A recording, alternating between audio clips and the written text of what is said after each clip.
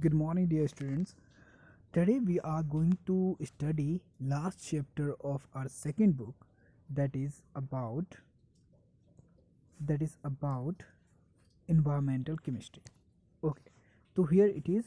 We talk about the environmental chemistry in this lecture, that is environmental chemistry और environment में होने वाली सारी process के बारे में हम study करेंगे and how the environment is being polluted or being affected by the everyday's activities those we are performing like a fossil fuel से होने वाला पोल्यूशन एंड द प्रेसिपिटेशन पर उसके effects and then gases like nitrogen then lighting fractions, इन सभी चीज़ों के बारे में जो कुछ भी यहाँ पर दिख रहा है हम उसके बारे में बात करेंगे.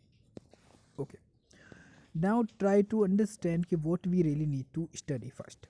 सो हम सबसे पहले देखेंगे introductions of the environment and then we study about the environmental chemistry कि how the reactions take place in the environment and then we study about the pollution कि ये pollution कैसे होता है और different environments and the ecosystems जो हम अपने चारों तरफ देखते हैं.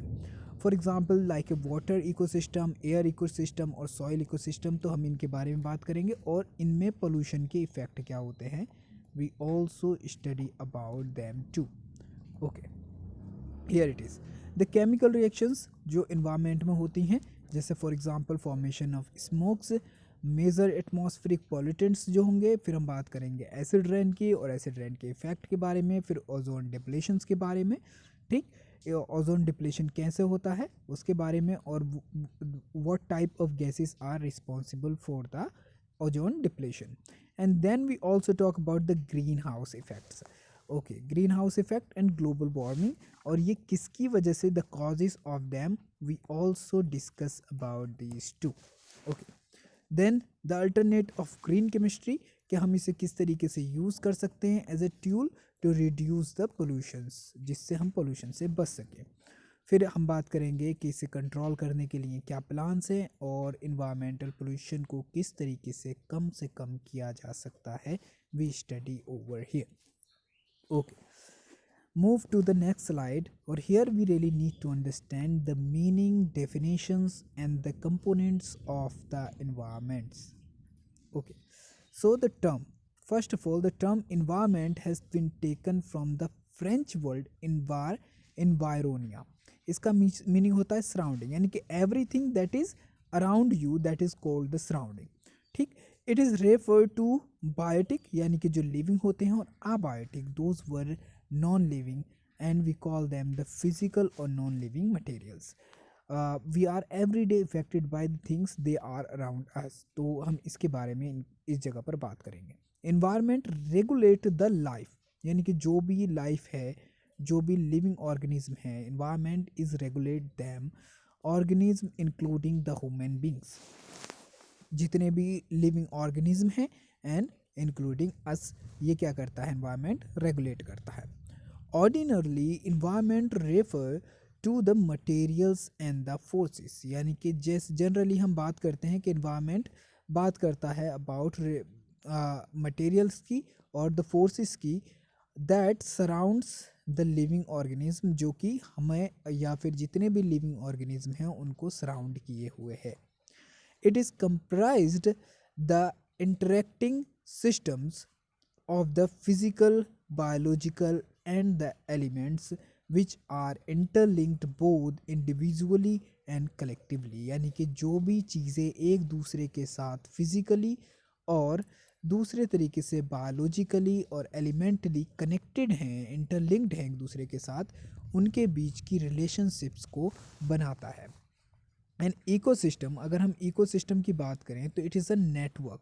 ये क्या है, नेटवर्क ऑफ इंटरेक्शंस है, जिसमें क्या होता है, organism and between organism and their environments. जिस तरीके से कोई एक ऑर्गेनिज्म कनेक्टेड होता है इन्वायरमेंट के साथ और दूसरा ऑर्गेनिज्म कनेक्टेड होता है इन्वायरमेंट के साथ, तो it tells about the connections between the organism and the environment, कि how we are affected by that. Okay, the components of the environments की अगर हम बात करते हैं तो आप यहाँ पर देख पाओगे एनवायरनमेंट के कंपोनेंट्स होते हैं एटमॉस्फेयर, हाइड्रोस्फेयर, लिथोस्फीयर और बायोस्फीयर। ठीक, एटमॉस्फेयर के अंदर the consist of atmosphere, then the hydrosphere, water system, lithosphere, land system, biosphere, biological system. Okay, it is divided into two types. इसको हम दो टाइप्स में डिवाइड कर सकते हैं, micro environment and the macro environment. We have micro environment and the macro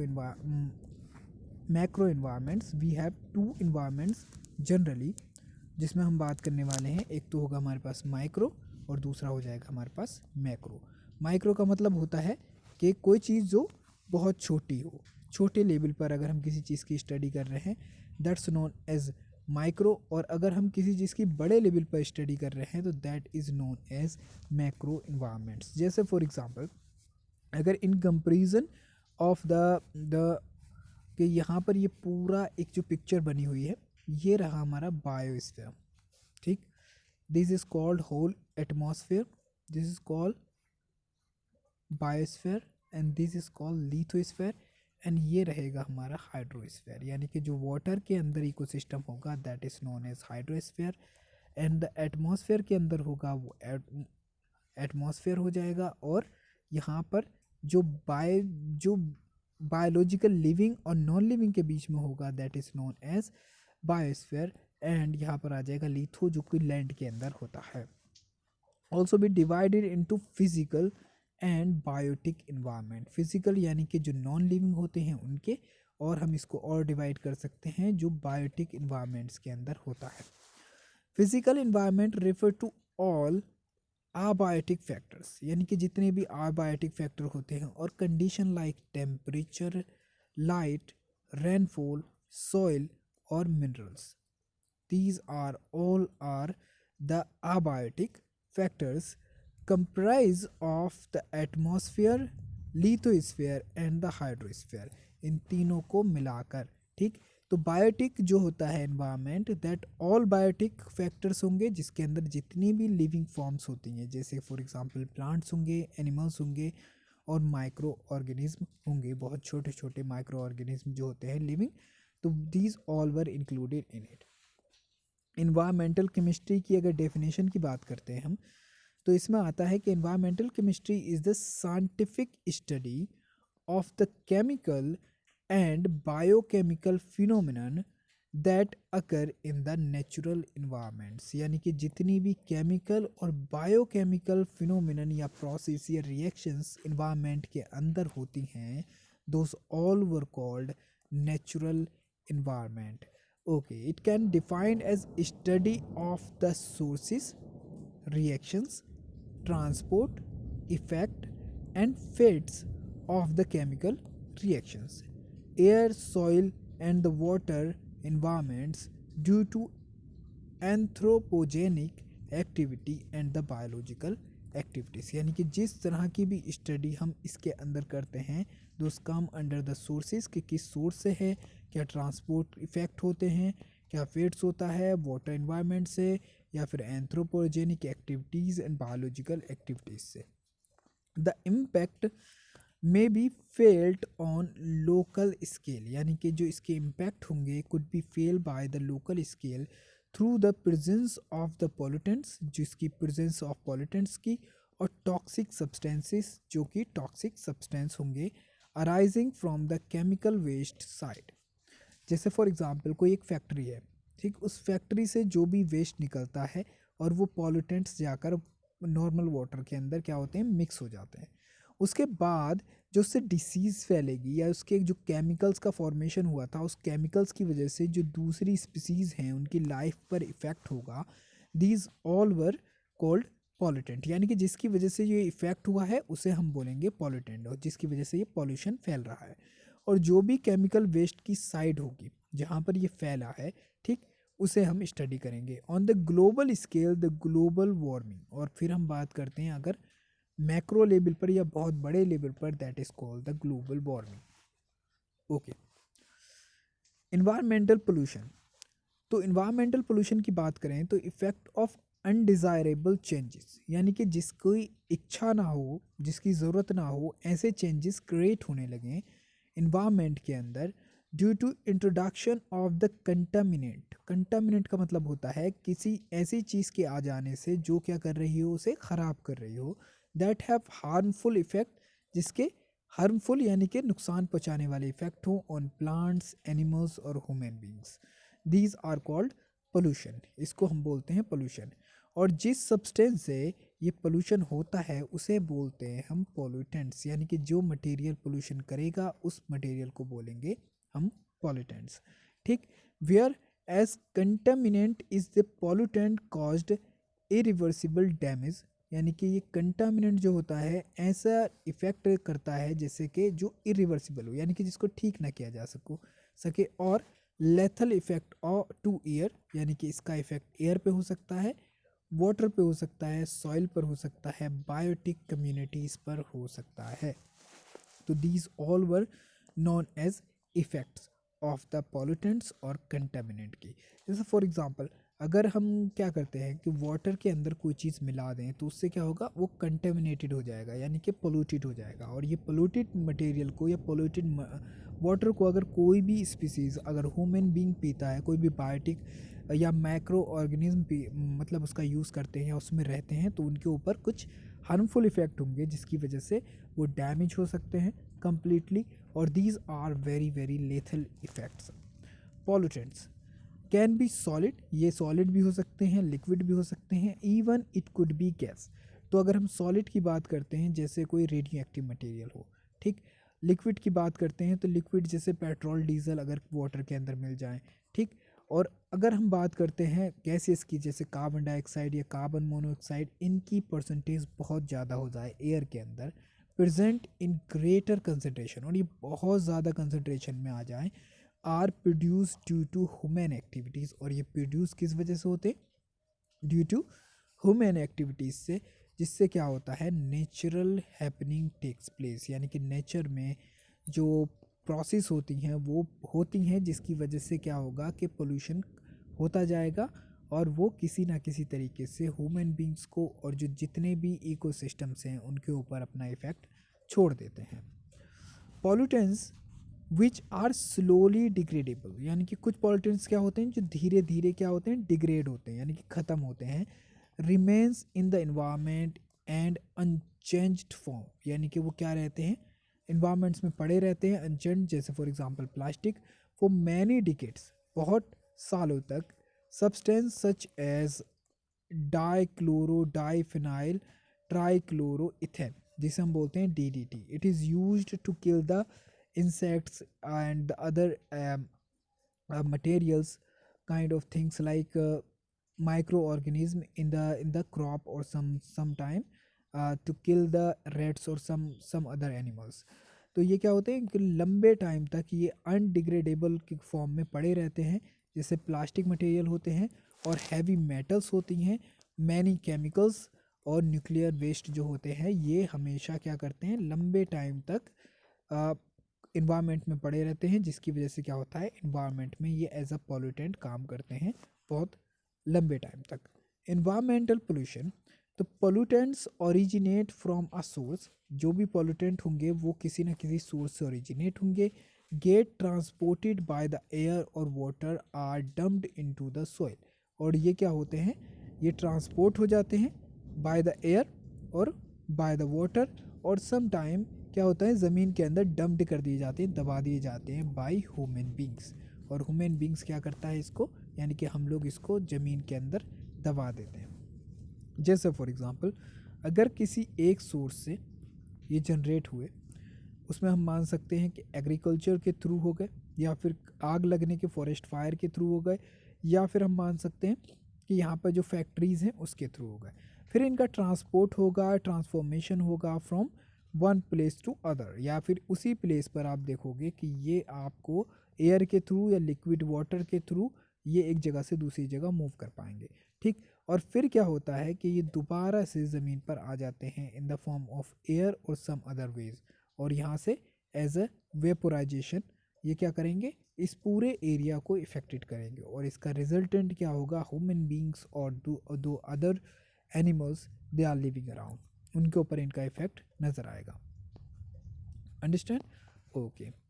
then move to the next, pollution has since the honest the industrial revolution during the 19th century, यानी कि इसकी शुरुआत जो इसके certain देखने को इसके effect नज़र आए वो they could be seen by industrial revolution during the 19th century, जैसे ही ये शुरू हुआ.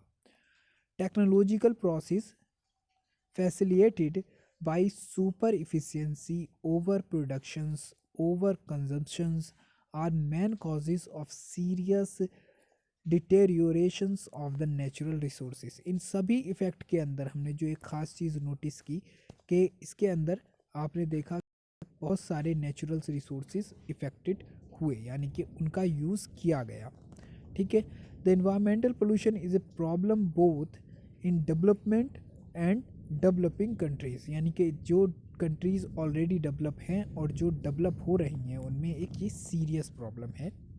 Factor such is the population growth and the urbanization, यानी कि जिस तरीके से पॉपुलेशन इंक्रीज़ हो रही है और बहुत सिटीज़ का या फिर शहरों का शहरीकरण होता जा रहा है, यानी कि सिटीज़ इंक्रीज़ होती जा रही हैं, उसी तौर पर हम देखेंगे कि natural resources are used maximum on their scale. इसी तरीके से जो वहाँ के नेचुरल रिसोर्सेज हैं उनको बहुत तेज़ी से यूज़ किया जा रहा है, जिसकी वजह से पॉपुलेशन बढ़ता जा रहा है.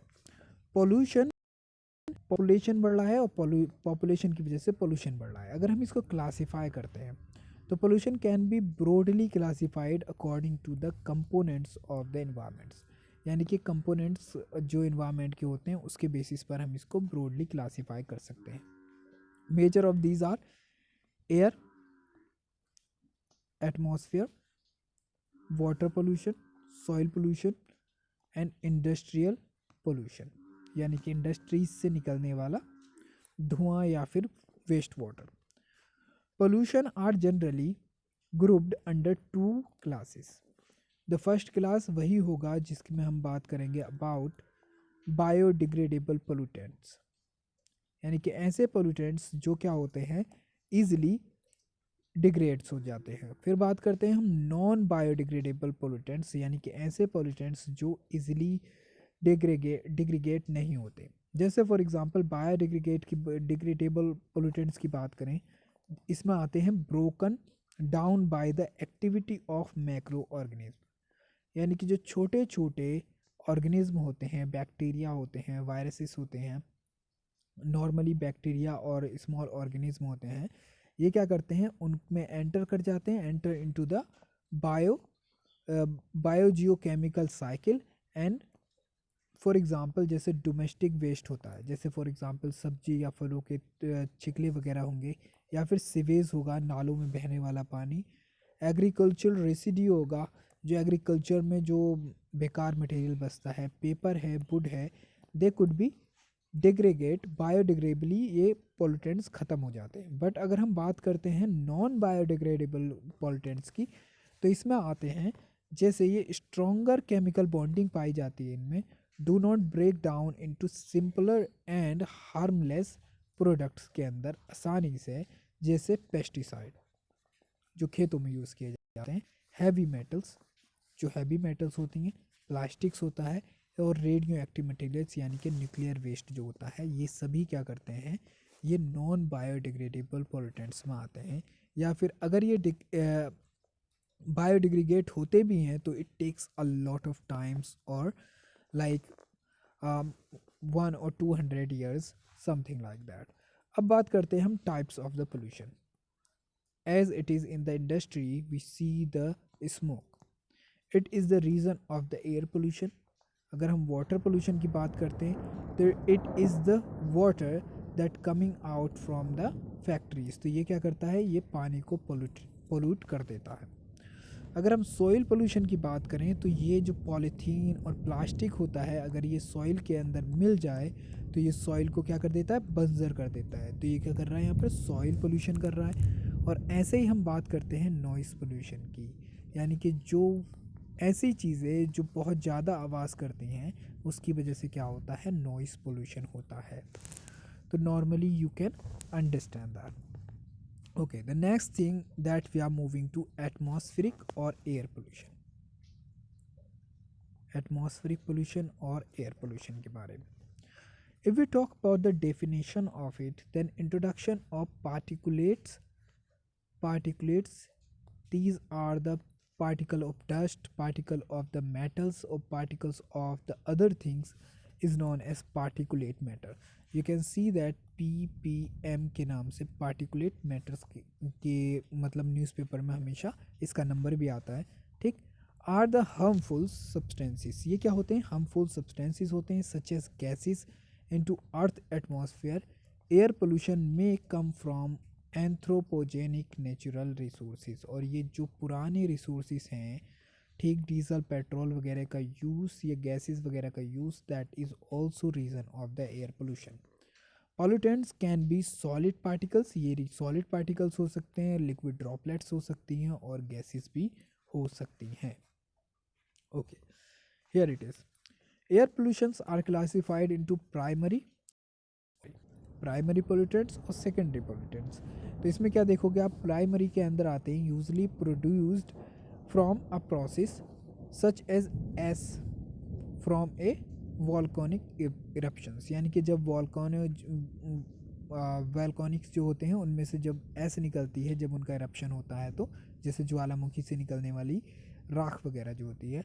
और carbon monoxide gas from motor vehicle exhaust, यानी कि जो कार्बन मोनोऑक्साइड निकलती है मोटर व्हीकल से, और दैट सल्फर डाइऑक्साइड और oxides of the nitrogen release from factories. ये सब क्या है, ये प्राइमरी के अंदर आएंगे. ठीक. अगर हम सेकेंडरी पोल्यूटेंट्स की बात करेंगे तो नॉट एमिटेड डायरेक्टली, ये इनका एमिशन तो डायरेक्टली नहीं होगा, लेकिन ये आपस में जो प्राइमरी वाले हैं ये रिएक्शंस करने के बाद क्या करते हैं, ये सेकेंडरी पोल्यूटेंट्स का फॉर्मेशन कर लेते हैं, जैसे formation of ozone, formation of nitrogen oxide and the formation of oxides of nitrogens. ठीक.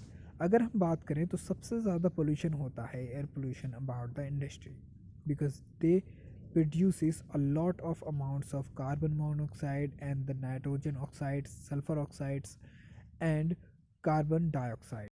फिर सेकंड नंबर पर आता है हमारे पास ट्रांसपोर्टेशन, यानी कि vehicles, they produces on the second number. तो first we have industries, second we have transportation, and the third is consumer and the commercial products, 8% produces from them.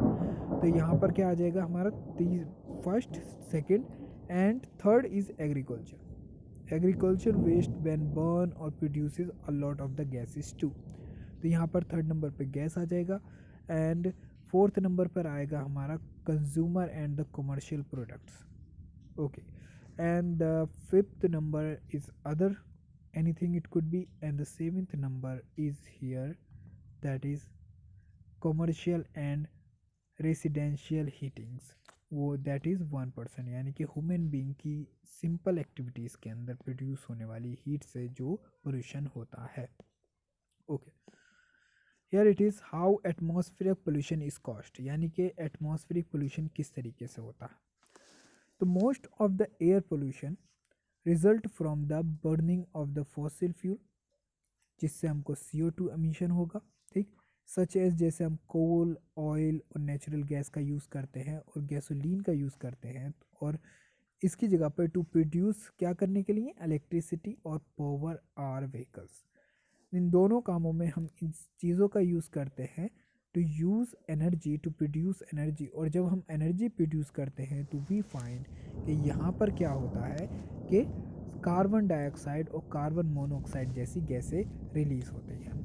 अब टाइप ऑफ एटमॉस्फेयर की बात करें तो atmosphere that surrounds the earth is not of same thickness at all height, यानी कि अगर आप देखते हैं सभी हाइट पर आप फाइंड आउट करेंगे ये जो एटमॉस्फेयर आप अपने अराउंड देख रहे हैं ये सेम लेवल या सेम थिकनेस का नहीं होता. ठीक. देयर आर कॉन्सेंट्रिक लेयर्स, यानी कि यहाँ पर क्या होती हैं, लेयर्स होती हैं of air, and each layer has different density. They are at troposphere और स्ट्रेटोस्फेयर, यानी कि ये जो लेयर्स हैं ये क्या होती हैं, ट्रोपोस्फेयर और स्ट्रेटोस्फेयर, इनकी थिकनेस क्या होती है, अलग अलग होती है। अगर हम बात करें ट्रोपोस्फेयर के केस में, तो this is the one of the closest layer, यानी कि अगर ये आपकी अर्थ है तो अर्थ के और पास जो सबसे पहली लेयर होती है सरफेस के जस्ट जिसमें हम मूव करते हैं, that is known as troposphere.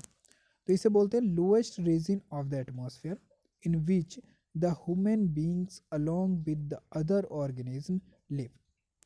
Okay, it extend up to the height of 10 किमी, यानी कि इसकी एक्सटेंड अप टू 10 किमी तक होती है अगर हम सी लेवल से देखें तो। It is region of strong air movement and cloud formation, यानी कि इसी लेवल पर स्ट्रॉन्ग मूवमेंट्स होता है और यहीं पर हम देखेंगे एयर का, और इसी के साथ यहीं पर क्लाउड का फॉर्मेशन होता है। Okay, the next one that come stratosphere, it lies between 10 to 50 किमी। ओके, 10 to 50 किमी के अंदर होता है above sea level. Okay, it contains dinitrogen, इसके अंदर डाइनाइट्रोजन पाई जाती है, ऑक्सीजन भी पाई जाती है और ओजोन पाई जाती है, और इसमें वाटर वेपर भी पाया जाता है। ठीक है, तो atmospheric pollution is generally studied at troposphere and stratosphere, यानी कि इसी लेवल पर हमारी ह्यूमन एक्टिविटीज सबसे ज़्यादा होंगी, तो दैट्स वाई यहीं पर क्या होता है, एटमॉस्फेरिक पोल्यूशन को स्टडी किया जाता है। The presence of ozone in the stratosphere prevent ozone about 99.5 of the sun harmful ultraviolet, जिन्हें हम यूवी रेडिएशन कहते हैं, यानी कि जब सन की रेडिएशन आकर पड़ती है ओजोन लेयर पर तो ये हमको 99.5% यूवी को वहाँ पर ऑब्जर्व कर लेती है और उसे अर्थ की सरफेस तक नहीं आने देती, तो protecting humans and the other animals from its effect, और इसके इफेक्ट से ह्यूमन बींग्स को और दूसरे एनिमल्स को बचाती है। Okay, as we know up to 10 kilometre we have troposphere, then up to 50 there is stratosphere, then we move to 80 kilometer, from 50 to 80 here it is mesosphere, and from 80 to 120 there is thermosphere. In the thermosphere there is every atom in the form of their ions, so we don't study that. Okay, here what is tropospheric pollution. In case of the tropospheric pollution, what we are going to study? Here we study about how the pollution takes place in troposphere. But before that, we will start this lecture in the next video. So read about it, go through your books and make proper notes. Thank you very much for being the part of this video. All the very best.